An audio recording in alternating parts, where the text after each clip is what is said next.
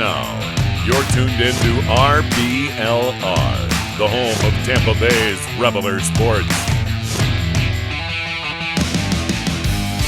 Hi, everybody. Welcome to your RBLR Rays podcast. I am Ben. With me here is Zach. How's it going, Zach? Oh, it is going, brother. Oregon State beat the brakes off of Florida. Granted, it's a weak Florida, but whatever. We won. So, I'm having a great day.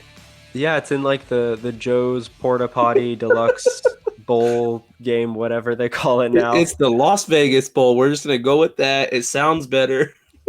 Okay, right.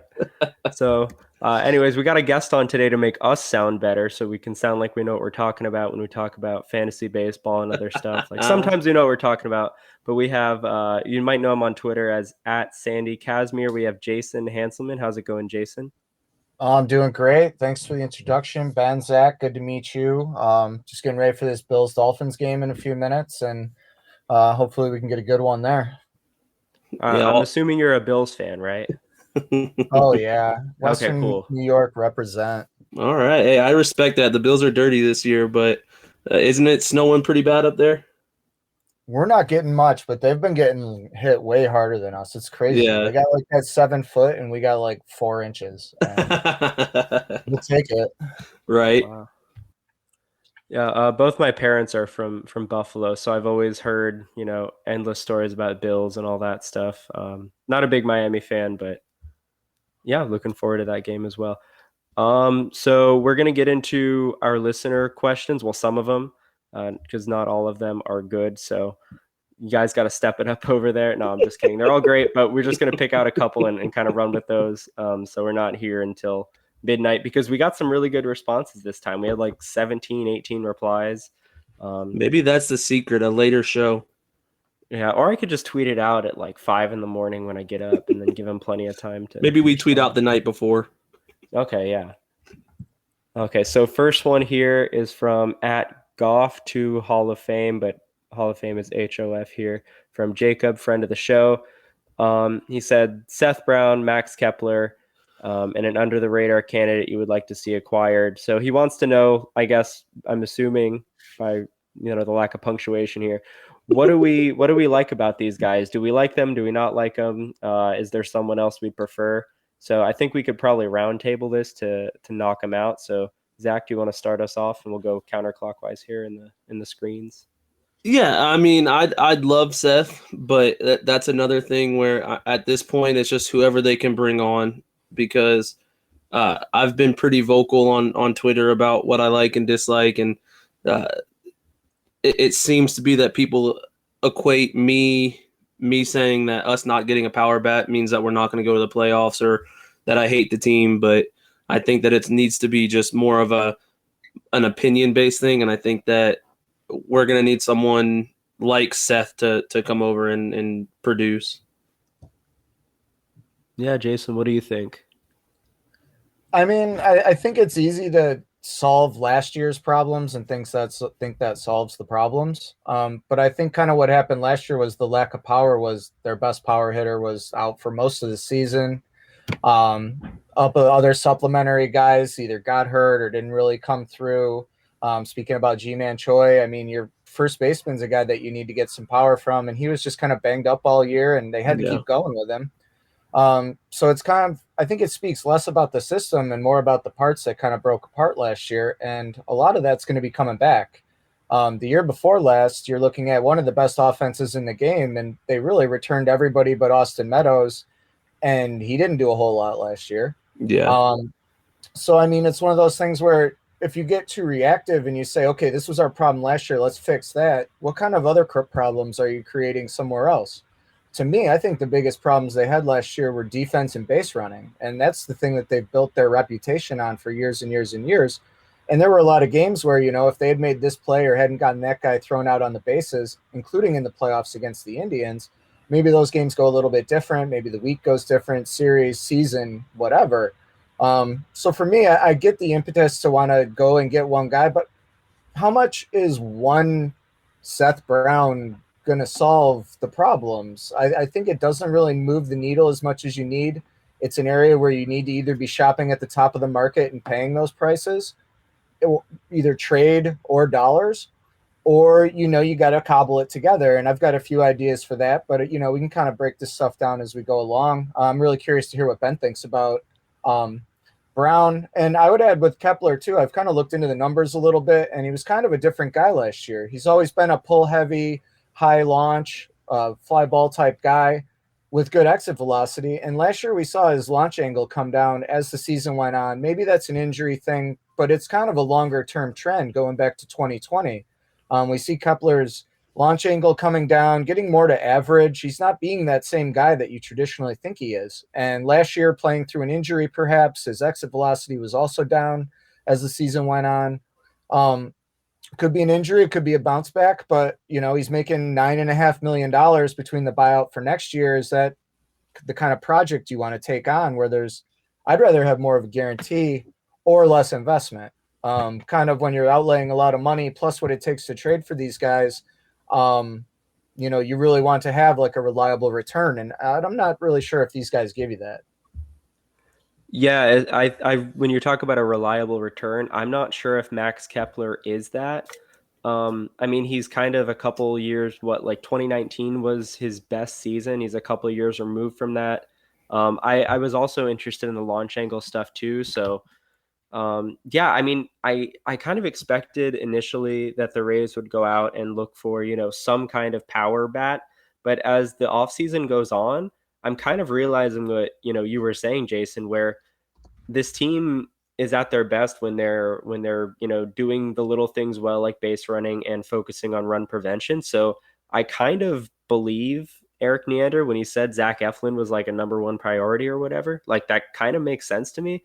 At first I thought it was like GM speak, or maybe you're just messing with people, but I think it's pretty realistic. So I'm not super in love with any specific names. I just kind of I think they need to acquire some kind of bat. Seth Brown seems like he would be affordable enough. Max Kepler might be a fun project. I know Eric Hosmer's name's kind of floating There around you now. go. Evan Longoria, Brandon Belt. Like if it's the right price, yeah, I don't see why not. But I don't think we need to be at the top of the market right now. I don't think we have to like go out and get, like Joey Gallo went to the Twins already. So, you don't really need him. Not that he was like, the top of the market, but he's a big name out there. Yeah, I think he got 11 million, so it wasn't even really that expensive. Yeah, it wasn't that bad. But I mean, like it realistically could end up being someone like Luke Raley, maybe in the first base outfield DH kind of platoon role. He's not terrible. He does some things well, and he's familiar with the system. I don't know how much that matters, but do you guys think that Luke Raley might end up being the guy that the Rays kind of settle on? Go ahead, Jason. No. I'll let you go first on this one. I don't think so. I mean, first off, I think if you want to detail kind of the holes that still exist, we are still looking for that left-hand first baseman. Would love to have a left-handed outfield. And if you miss out on either of those, you kind of have to bring in a corner bat. So, I mean, left-hand first base, I'm looking at Brandon Belt as the best option out there. But again, it's going to cost money. And he's a guy that's kind of injury prone. And I think if you look at really what the issue is, it's still they have this wave of guys they need to sort out. They have internal solutions to these problems, but no guarantee that they're going to be able to step right in. And we saw what happened last year when guys got asked to perform a bigger role than they could probably handle at that time. You look at Jonathan Aranda, Vidal Brujan, who's out of options, Josh Lowe, and Taylor Walls. 2 or 3 of those guys can carve out a real role, but I think it's unrealistic to expect all 4 to be contributing members at the same time. So you kind of have to sort through what the issue is there. And to that extent, I think it really makes a lot of sense to get kind of a place filler, a guy who you can put out there for 2 to 3 months, who you think might break down from injury, but while he's out there can be productive for the team. And I think Brandon Belt fits that really well. If you're looking to make kind of an investment, he's going to be a pure first base DH. You're not going to get a lot of the flexibility out of him. It could get a little dicey there trying to move guys around. And so, I mean, if you're talking just that position, you've got him. I think kind of a dark horse that I really would like to see a chance maybe later in the year when some of the 60-day guys can kind of be put in their place. I'd love to take a shot on Rougned Odor. He's still only going to be 29 this year. He really shouldn't be playing second base, but I think he could slide over to first and kind of give you a half of the situation there. Hit righties. I put together some stuff. I looked at 2022 ball and play. I looked at less than 20 degrees launch angle, all exit velocity to the pull third of the field. And Rougned Odor was like the sixth strongest underperformer from what you would expect him to do. I'm essentially equating that as the shift is eating this stuff up. Some other guys that are on there that really kind of, I think we all would nod along. I mean, you see Carlos Santana, Corey Seager, Kyle Tucker, Jackie Bradley Jr., Geraldo Perdomo, Rougned Odor, and then like Yelich, Soto, Seth Brown's on there, Max Kepler's on there. So we're all kind of talking about these guys that we expect to be a little better next year. I just don't want to make the investment when we know that there's in-house solutions that are going to solve it. I really trust Jonathan Aranda to at least hit righties. It might not be the big power that people want to see, but just be productive. Don't make outs. Move the ball. Move the runners. So I think Aranda could be maybe a medium-term solution there. Don't block him. Get a belt. Get an Odor. Somebody who's not going to be a threat long-term. And then, Vidal without options, you're looking at him. He's probably going to have to move around off the bench, or they're going to look to move him. Josh Lowe, same kind of deal. You want him to kind of marinate a little bit. All these guys, what you want them to see is April and May in the minors just forcing the issue, making everyone say, why isn't this guy up? Look at these ridiculous numbers. And if they don't put them up, then they're out of the conversation altogether. So we've got those guys. You don't want to block them. There's still Michael Brantley's out there, but I don't think he's a great option just because he's not really a power guy at all, injury prone. Come back to Jackie Bradley Jr. I think if you were looking just for a defense first guy who can hit left-handed, maybe hit righties a little bit, who's also going to be favored with the lack of the shift, I think he fits in great. I know Ben's a huge KK guy. To me, JBJ is a very, very, very similar player. Maybe not quite as good with the bat, maybe not quite as elite in the field, but he makes every play. We saw it for years, no matter where he's been, and he knows the division well. So I think those are two guys that kind of fallback options. And then I'm looking at how can you not want to envision Longo coming back, Brian Anderson, Nelson Cruz, those kind of guys is maybe your like third tier fallback option. Everything else fell apart. We need a bat who can maybe just hit for a couple months. I'd love to roll the dice on those guys. And I'm talking way too much, so I'm going to let somebody else step in. But I'm going to really get a trade idea I'd like to explore, too, with you guys in a little bit. No, you're good, though, because I was going to actually ask you, where do you put the odds of us getting Hosmer are probably not very high, but where do you put him on your tier list? He wouldn't be on my tier list. Oh, okay. That's fair. See, because he's high up for me, but I get where you're saying, like, we don't want to block anybody. Well, for Hosmer, it's just he's not productive. He's kind of a malcontent. He's making a ton of money. In a locker room, another reason I like a guy like Rougned Odor, he's a passionate player. He's fired up. He cares. He cares about his teammates. I don't know how many games you guys watched against Baltimore last year, but he was just as fired up trying to get them over the hump and just in every game, making sure guys are accountable. And I really felt like that was kind of a lacking factor last year. It really seemed like a lot of fundamental stuff wasn't getting done. And there wasn't really a guy in the room who was comfortable enough to step in and say, you know what, guys, we got to do better. We got to do this right. We got to do that right. It's about the little things. And I think a guy like that can do that. Whereas a Hosmer, I think he gets kind of a reputation as doing that stuff. And maybe he does behind closed doors. But everything you see on the field, he just seems like a very me first player. Yeah, I can see that. Yeah, definitely. And we kind of see it like not on the field, I want to say, but like he's making a lot of money to just kind of sit around and not do too much. So yeah, he seems pretty content. But that actually kind of leads into another question we have here from at Franco Pimps on Twitter here. So we talked about like some of the acquisitions the Rays might want to make and how they could improve the team, but what do you think the impact of a healthy Wander and a healthy Brandon Lau? How do you think those guys could help the team in 2023?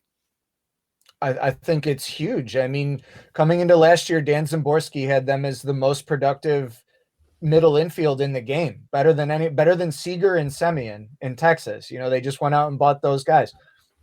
And then to get, really kind of one good month out of Brandon Lau, and Wander maybe about a good month and a half out of the whole season. And it's really interesting. You look at Wander's data, and you can just see he was playing hurt for a lot of the year. He kind of got it going again at the end after he'd gotten a bunch of rest, but it was kind of too late by then to really kind of right the ship for the season. You really can't emphasize enough how important it is for those guys not only to be out there, but to be themselves. I mean, it's your middle of the order bats, your 3-4 hitters, and they play every day. The thing about the Rays is you got like 4 or 5 guys that play every day.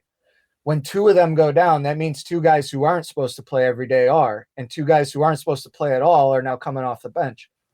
So it's one of those things where they have to find a way to either get them the rest they need, which I know they don't want to do, but it's so hard playing on the Trop field. To lose them again, I mean, it doesn't matter what we do anywhere else. If you don't get what you expect out of them, the rest is just window dressing. Right. No, that makes sense. I mean, they're both, when healthy, as we've seen, like probably 2 of the best players, if not the 2 best, at least position players on this roster. I mean, Brandon Lau isn't too far removed from, just smashing balls all over the place, over the wall. Wander Franco is hitting lasers to the gaps. Like, these are 2 really good and really exciting players. So hopefully they're able to stay healthy. Maybe we see Wander DH a little bit more. I know the legs weren't the issue at the end. It was the hamate, but I just want to keep him fresh as long as possible. So maybe I'm just a little nervous about that. We'll go through a couple more questions here. We have some people asking about the catching situation in different ways. So I just want to get your guys' take on how do you feel about the catchers heading into 2023 as they are right now? I think that I mean, it's underwhelming, but I also am excited to see Bethancourt get a full season as a Ray. Yeah, I think you hit the nail on the head, Zach. Especially with the new base stealing rules, I think a guy with a big arm like Beth, who can just fire guys out, who does a pretty good job behind the plate. I mean, I don't think he's going to win any framing awards or anything, but that's going to be less of an issue going forward. Yeah. He works hard. I mean, he's a big guy. He blocks well. He seems to handle the staff well. And, he was out of the country for a while and kind of out of sight, out of mind. But you watch him play, and, I mean, he has good at-bats. I don't know how many times I lost count where he hit the ball hard and it was right at somebody, to all fields. Yeah. And so it's one of those things where you want to see him get opportunity. I would really had hoped that they had made catcher more of a priority and let him kind of play some first base more, maybe platooning with that kind of left-handed first base, and then have another more main option ahead of him. I think you guys had bandied about Danny Jansen's name. Obviously he would be a great get. It's very underrated how good his season was last year. Yeah. And really, when he's been healthy, he's been phenomenal as a hitter. But is he that much better than, what we got that you want to give up for it? I get that. But you hit it on the head where it's underwhelming. We wish we do a little bit more, but at the end of the day, this is not bad. Yeah, it seems like a pretty solid tandem. I know they both have their issues, but working together like that, I mean, I'd probably put Bethancourt as getting maybe 60% of the playing time. Maybe it's just because I'm biased and I've always been a little down on Mejia, but you really have. I mean, I'm trying to be optimistic about it, and I do kind of like what he's been doing with the bat. I kind of like the swing happy approach. That's usually not something I like, but I think he can make it work for him in some capacity. I think he can be productive. So yeah, it's not the worst situation, but it's not the best either. Maybe it's another position where they make some kind of midseason acquisition, like we saw with Bethancourt. But I don't know. That's kind of seemed like it was more related to like Zunino's health than anything else last year. One more thing, and then we'll get into like our actual stuff that we planned for. But these are great questions, so thank you all for sending them in. Yes or no? Does Colby White make the opening day roster? Oh wait, no, just kidding. He's going to be on the IL for a little bit, so that's not a real question I want to ask. Just kidding. I forgot. I literally just listened to the My Neil answer is Solon no stuff. for that exact reason. Yeah, Nailed it. I mean, I like him staying on the 40 man or Yeah. the whatever. He'll stay on the in the organization. But yeah, that's pretty much it. I mean, a lot of these questions we kind of touched on them by jumping around. So yeah, thank you all for sending those in. If you want us to talk about stuff, tweet at us at RBLR Sports, tweet at us individually. I don't know if we have an email, but you could probably figure that out in some way. So yeah, do that. But yeah, let's talk a little bit about some fantasy baseball stuff. I haven't played since like I want to say sophomore year in high school. I've kind of I've sat the never bench for played. that. The last player I remember having on a fantasy baseball roster was Kelly Shopick. So I don't think I was doing too good that year, but it's been a while. So I've always wanted to play. I've just never had enough people to play it with. we gotta start a league or something. I This year, agree. like an RBLR Sports, and we can create some kind of award that similar to what we do for the trivia show. I agree. I think Jason needs to be in charge of it though. Yeah, No. we need a we need a commissioner who's gonna do it for free, handle everything. Now we can make Eureka do it. He's not busy. But yeah, so what do the Rays kind of look like in fantasy baseball heading into 2023? I know there's some overlap between like, fantasy baseball player evaluation and like real life baseball player evaluation, but what is the team kind of looking like so far? Yeah, and I don't think I'm any sort of fantasy guru. I just like to try to determine how good players are, and obviously there's a lot of extension to fantasy. I've played a long time, probably too many teams, but it's fun. It's a healthy addiction during the winter times. So as far as the Rays for fantasy, usually they're treated with scorn, kind of because of the player roles. The batters, a lot of them get platooned or they're going to miss time. The pitchers, you're not going to get the wins as often because they get yanked. That can make the bullpen more appealing, but then it's hard to predict who's going to get the saves. So a lot of people just stay away from the Rays, but there are good players. I mean, as we know, by what I've got, Randy and Shane McClanahan are the two best. They're going really early this year. They've got in a sample that shouldn't even be considered, but it's December. We got to use something. I'm looking at 9 drafts over the last month. They've been going Shane at 31 on average and Randy at 42. So that's pretty early. I mean, you're looking at second, third, fourth round picks. Shane, I mean, we know what he can do. He can be an ace in real life and he can be a fantasy ace. Sometimes that isn't translatable because of the way that a guy does his work, but you want strikeouts in fantasy, and Shane is a darling. What I was running last year, I mean, his numbers, he was over 40% at times last year, like reliever, like Edwin Diaz level numbers as a starter. Obviously, Shane's great, but there should be some trepidation there because it is such an early pick, and we have seen some of the things that have waylaid his great seasons. So I think you want to be careful with Randy. I mean, I've been full in on Randy for a few years just because the power speed combo, he's going to steal bags. Doesn't matter how many times he gets caught unless they just stop sending him, which I don't even think that could happen. Like, I think he just pretends to not hear cash. Yeah. So you're going to get the steals. He's got the pop. He's going to hit homers. He's going to play every day. He's one of the few guys that does that. So he's going to get his counting stats at the top of the lineup. Randy, as much as we like him in real life, he's a great fantasy player, and he kind of goes under the radar because if you're using X stats, he's traditionally underrepresented there. He uses the whole field well. He hits the ball hard everywhere. So, I think that helps him support a higher average than you would think, even though he strikes out a good amount. Love Randy. Big wild card this year. I mean, Tyler Glasnow, getting him back. He threw 3 starts last year and looked like he hadn't missed a beat. Just smiles. I remember seeing him pitch again and I just couldn't stop smiling. And but he's going about 86, and we've got Wander going at about the same spot. These are NFBC drafts, 12 teams.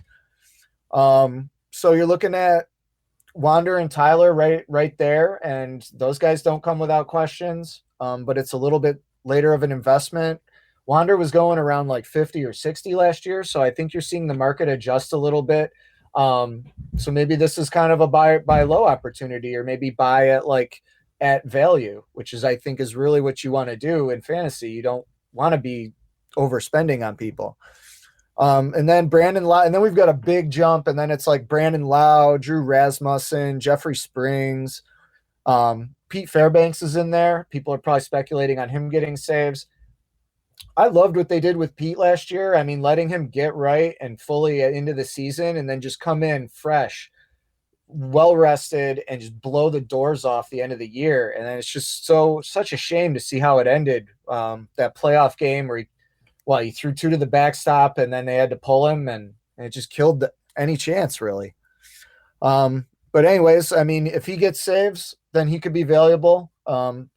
Jason Adams kind of in that same boat. It'll be interesting to see if the Rays kind of flip them back and forth. If they work another guy in the mix. I think Colin Poche's proven he's not going to be trusted in the 9th inning for too long. Nah. Yandy's pretty favorable. I'm very high on Yandy.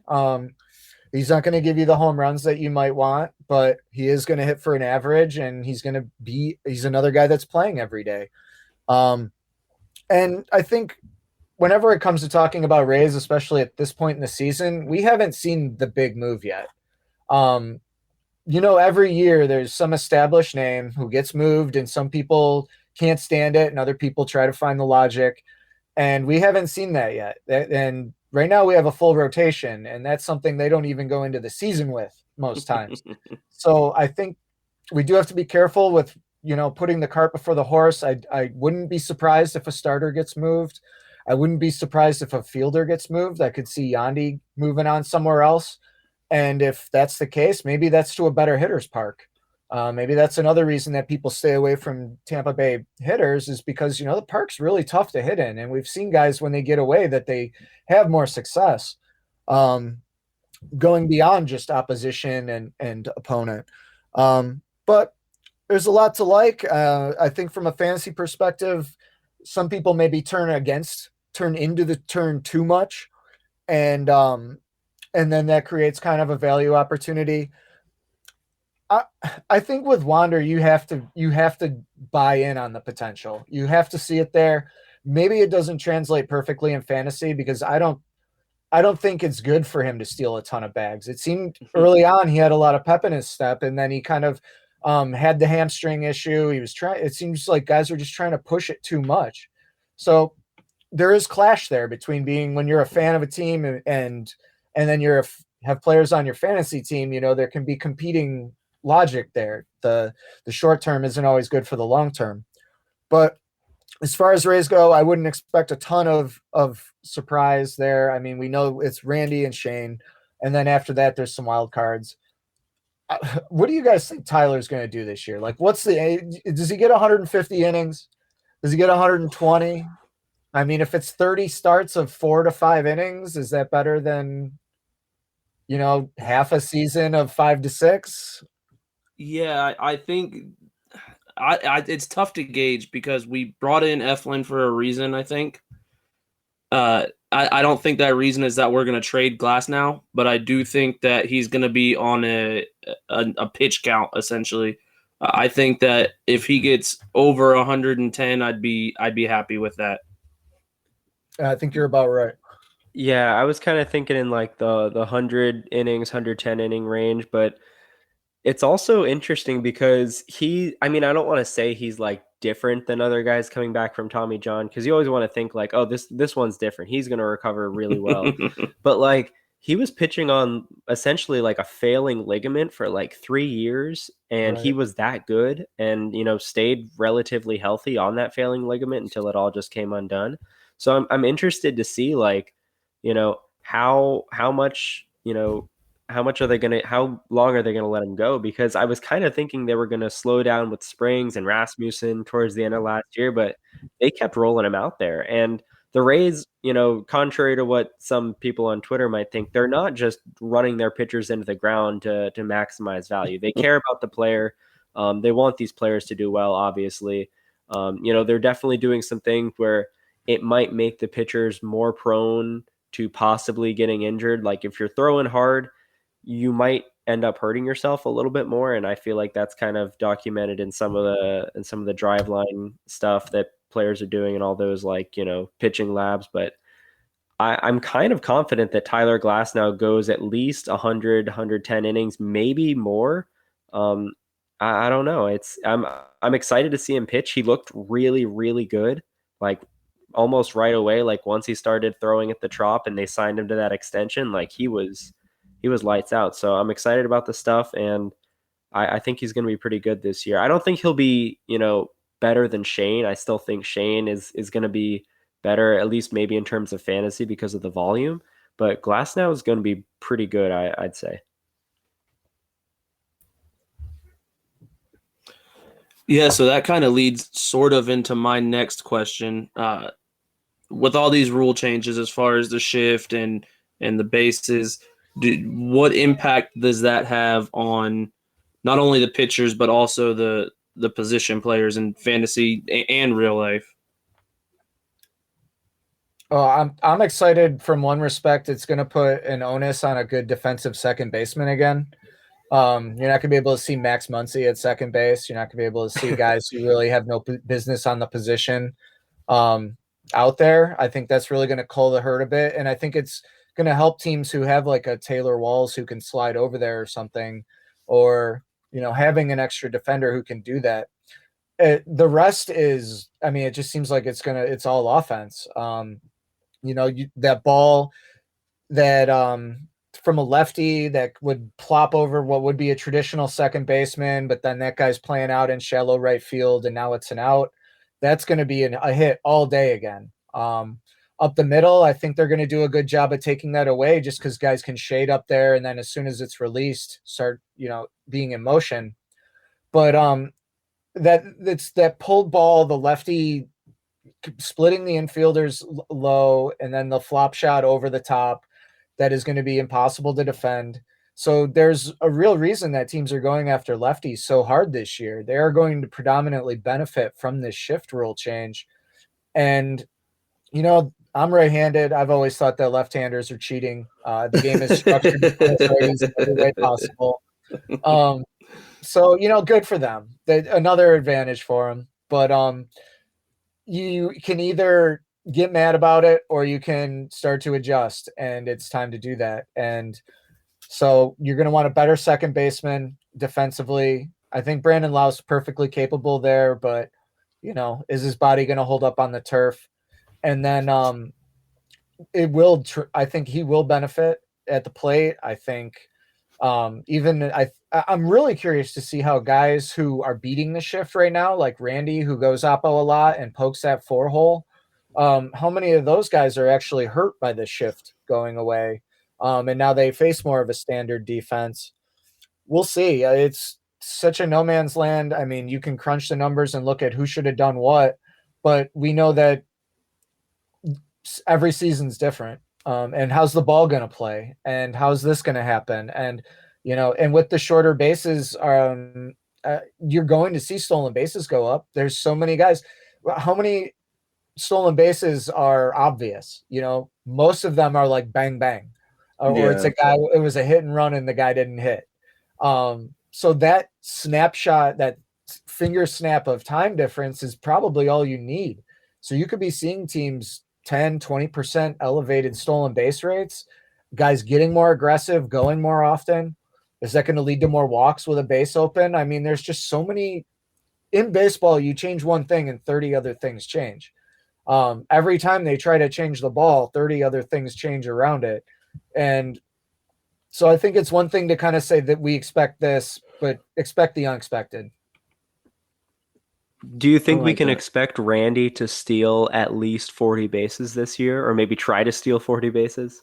It's all on the table. I saw his Instagram the other day, and he was doing some sort of workout with his daughter, and he's already ready, man. I feel like Randy is one of those guys who just doesn't stop thinking baseball, just can't sit still.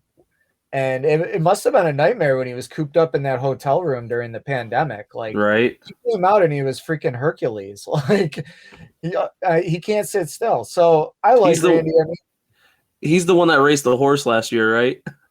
a couple years ago, yeah, and he Yeah. won. Yeah, he's a freak of nature athlete. It's so impressive.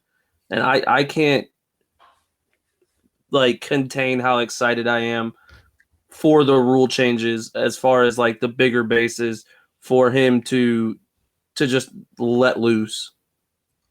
And he probably won't be alone. I mean, this team's got some guys who steal bases. So Randy's going to be the prime guy.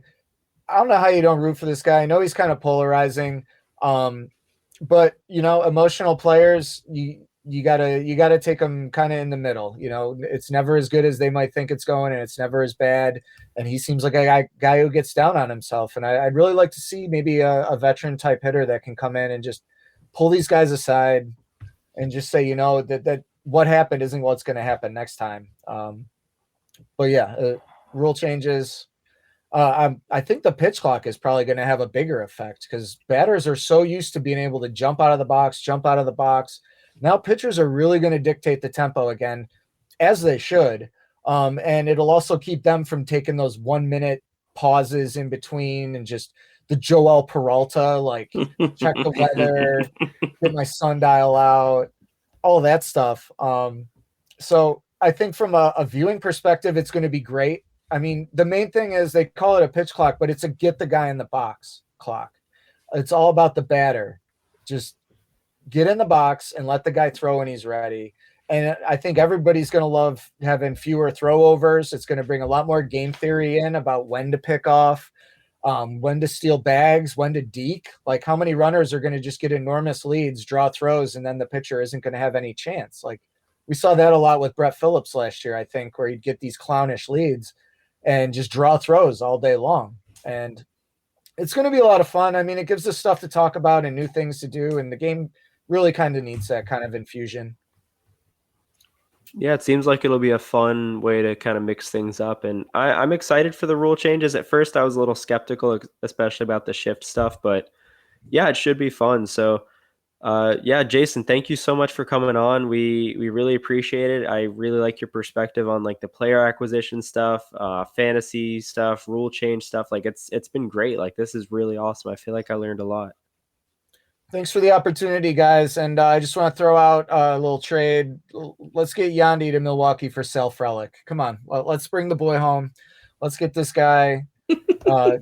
Nice little lefty hitter, gamer, grinder, gym rat, all that stuff. Can play center field pretty well. Destroyed 3 leagues last year into AAA. He won't be there for long this year. And they've got a pretty serious blockage in their outfield with so much stuff going on. Let's go get Sal Frelick and really solidify the outfield with that left-handed bat we need. All right? I know guys I like aren't the guys everybody likes, but hey, you know what? Good. I'm all for it. I love Yandy, but I think that I'm down. He's in the sell high window right now, and there's still 2 years left. And for a team like Milwaukee that needs a bat, I think he holds a lot of appeal. I mean, I think, Neander and Bendix listen to this podcast like religiously, so they might go ahead and do that. This is the only one they really like. They told me so. From your lips to his ears. Exactly. Is there anything like you want to plug here? Like, where can people, find you on Twitter? I know you've done some like fantasy baseball writing stuff. I've seen you post before. So anything you want to share? Yeah, Twitter at Sandy Casimir. Got the account up running at this time. Who knows, in this totalitarian state in which we exist. Also, a good time to mention that any statements made in this show are not admissions of guilt. They're not punishable by law and actionable in any way. But yeah, you can also find me writing at Friends with Fantasy Benefits. Try to get an article up in the off season. It's more once every other week, but during the season, every week I plug in my numbers into the algorithm, spit out who's doing what, who's good early in the season. I think it gives you some good ideas on who's kind of breaking out early, and maybe some guys who are off to pretty poor starts, and then you can kind of figure out why. always happy to write about stuff, and hopefully going to be doing maybe some more fantasy focused stuff, but mostly just trying to, evaluate players and get a good idea of who might be useful. All right. Well, last question before we get out of here. You get first pick in your fantasy draft. Who do you take? I think Number one overall. I got to take Judge, I think. Okay. Perfect. That's all I needed to know. Last year he had 62. I mean, yeah, it was with the Goldilocks balls, so really he probably only hit like 33. But like, you look at him, and then it was Schwarber with like 46 homers, and then nobody else over 40, I think. Yeah. So he's 20 more than the second highest guy, and he's good for 40 or 50 if he stays healthy. I really wish he'd signed elsewhere. The Giants would have been pretty freaking great. Real shame that didn't work out, and now they got Rodon as well. But you know what? It just makes it more fun when we beat them because they do everything they can, and we just get by and do our thing, and we knock out the Yankees enough. So, and for real fun, guys, thanks for having me on. I hope we can do this again sometime. Oh yeah. After the kids go to bed, I got some time.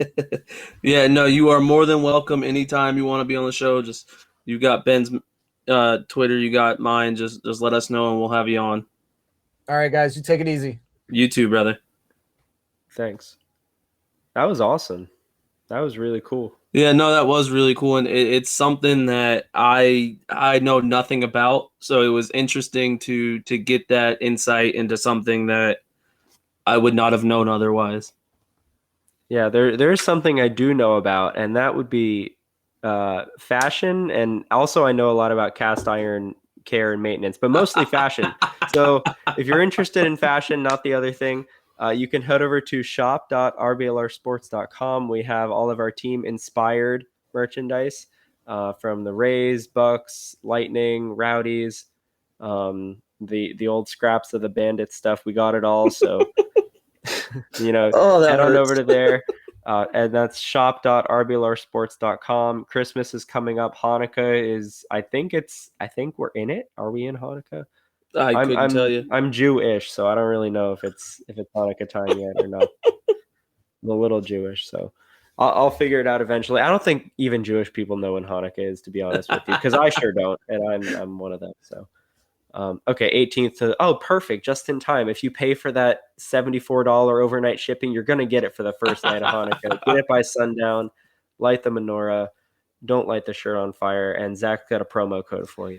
I do. That promo code is FLAPPY, FLAPPY.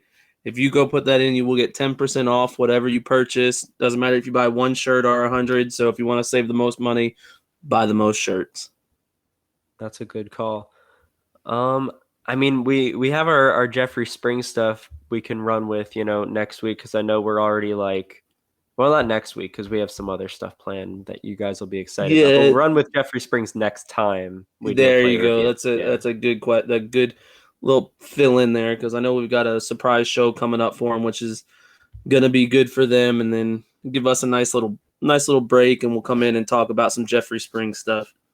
All right, sounds good. There were a couple things that happened this week that we didn't really get to touch on too much because we didn't have Jason super long, but how do you feel about the big move, this Rays player, longtime Ray, loved him, one of my favorite players on the team, is gone now. Ryan Yarbrough is in Kansas City. Yeah, I mean, I think that Kansas City got somebody who has the ability to be pretty good. I think they just need to run with him. Like, you can't. He's not someone who can be like a platoon guy as a pitcher. Sounds weird, but I think that the longer he goes, the better he is. So they need to have a guy who he needs to be played as like a long starter.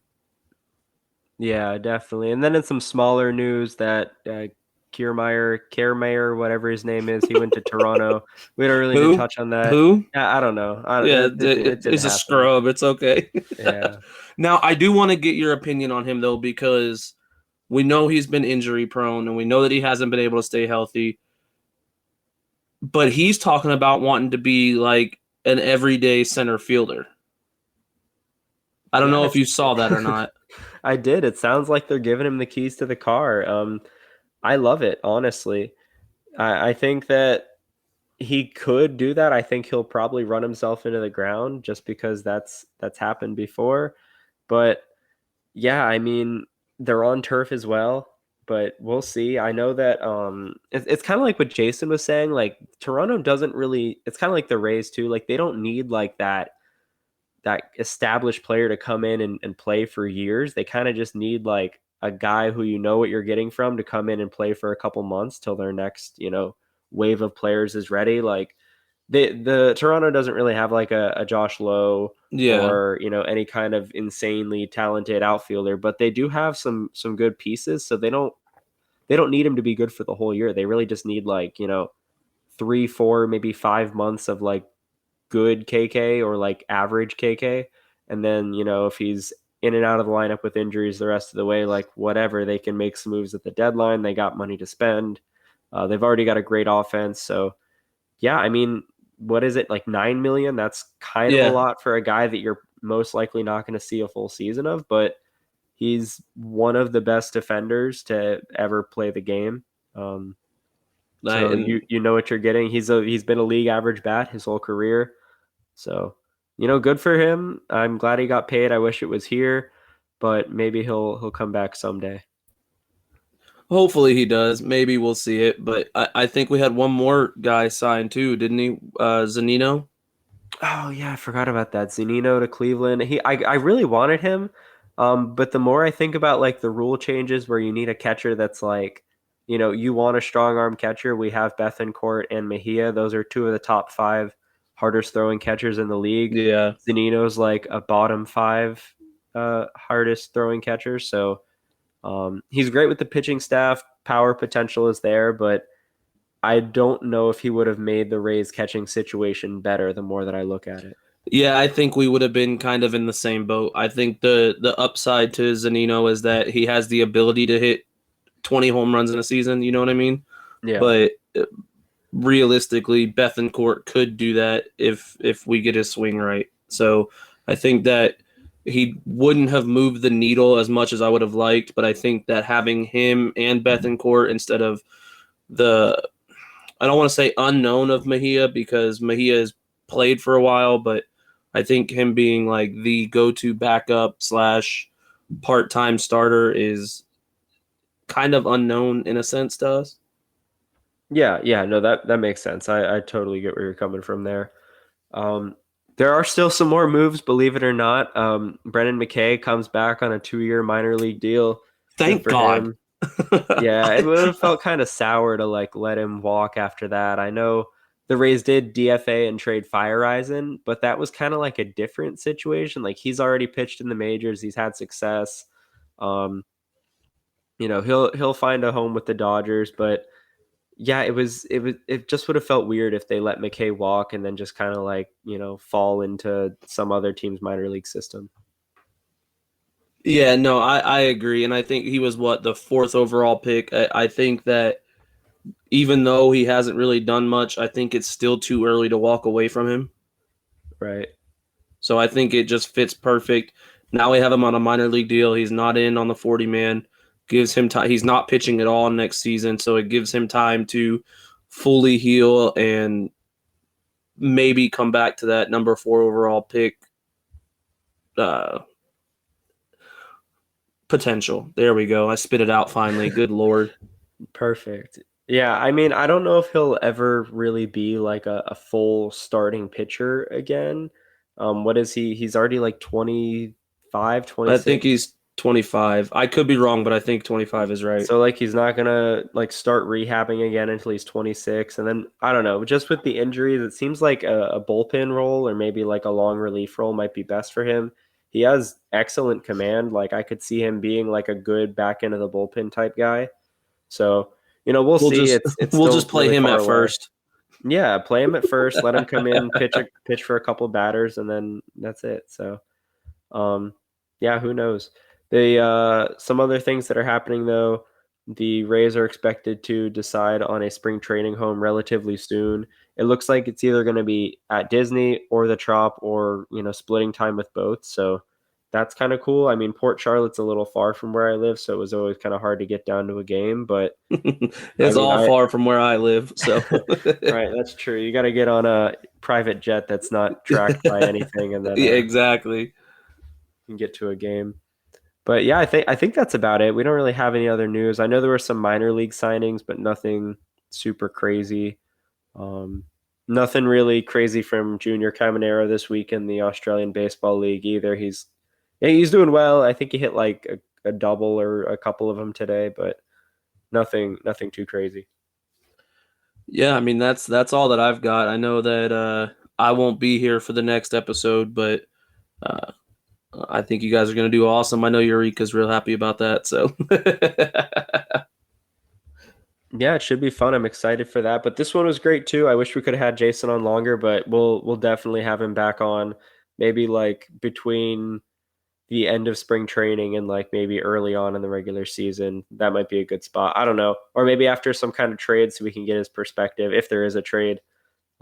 Because I really didn't think of it too much of the way he was saying it early on about, we don't need that big bat. We don't need like the huge spending contract, whatever. Like we just kind of need someone to come in now, and then Manzardo's up next year or 2024.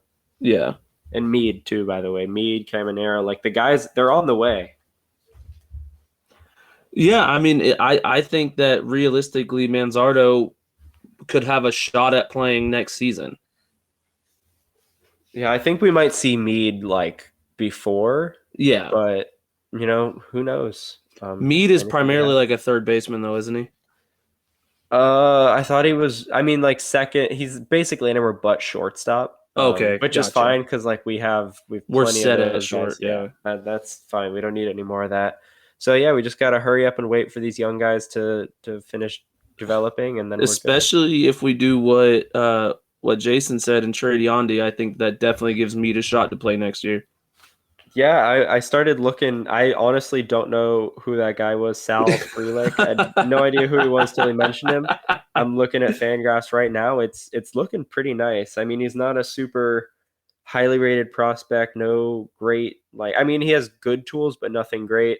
I don't have a WAD score for him. Not enough of a sample size of 2021, but this guy in 2022 went from high A to double A to triple A just like it was nothing, and doesn't strike out much.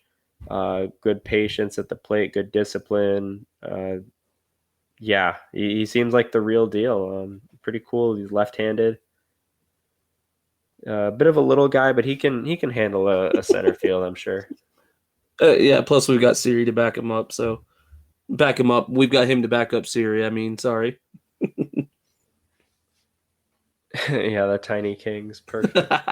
Short kings. Yeah.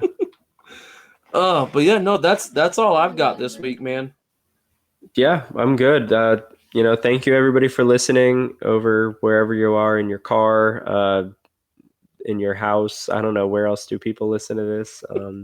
Tree Fort. Everywhere, working out at the gym, it doesn't matter. All we could say is thank you guys so much. Like, we appreciate you guys listening. It really does mean everything.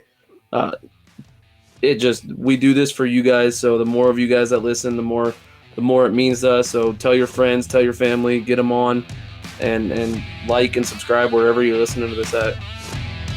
Yeah, basically everything Zach said, just do that. So thank you everybody, and go Rays. Go Rays. Thank you for tuning into this presentation by RBLR Sports. On your way out of the stadium, please remember to like and subscribe.